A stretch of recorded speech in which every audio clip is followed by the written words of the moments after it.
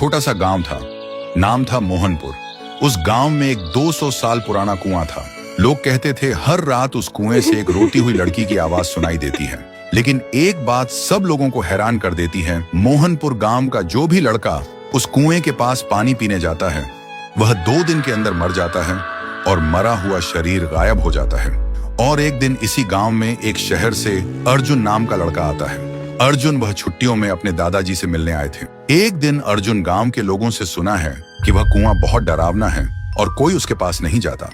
लेकिन अर्जुन सोचते हैं डर सिर्फ अंधविश्वास है और कुछ भी नहीं। एक दिन धूप में जाते हुए अर्जुन को प्यास लगी और बिना किसी से पूछे वो सीधा उस कुएं से पानी पीने चला गया। तब अचानक से एक लड़की का चेहरा सामने आया। अर्जुन डरा हुआ था और तुरंत वहां से भागकर घर पर चला गया। उस रात उसे नींद नहीं आती।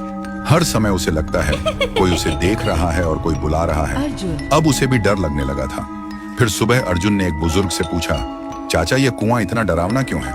चाचा ने बोला, यह कुआं बहुत पुराना है। यहाँ से आधी रात में एक लड़की की रोते हुए आवाज निकलती है और वह लड़की हमेशा लड़कों को ही अपना शिकार बनाता है। आज तक इसका राज कोई समझ नहीं पाया। इस बात को सुनकर अर्जुन वहां से निकल पड़े और घर में आकर एक पाखंडी बाबा को कॉल करके बुलाता है ताकि इसका राज क्या है वह जान पाए। और आखिरी दिन पाखंडी बाबा आता है और गांव के सभी लोग इकट्ठा होता है। पाखंडी बाबा उस कुएं को देखकर कांपते हुए कहता है कि यह तो बहुत ही भयानक है। कुएं के अंदर जो भी है उसको पकड़ना मेरे बस के बाहर है। ऐसे बोलकर पाखंडी बाबा उस गांव से निकल पड़े। ऐसी स्थिति में गांव वाले का डर और भी बढ़ जाता है। अर्जुन के मन में सवाल उठते हैं कि उस दिन मैंने जो देखा क्या वह मेरा वहम था, और आज तांत्रिक ने क्या देखा जो डर के भाग गया।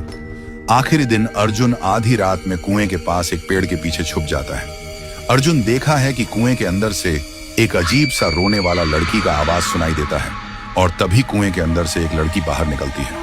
थोड़ी देर बाद एक लड़का गाड़ी लेकर गांव से गुजरता है। वह लड़की उसके सामने आ जाती है और लड़की उस लड़के को मार देता है और लड़के का शरीर गायब हो जाता है। अर्जुन यह सब देखकर हैरान रह जाता है।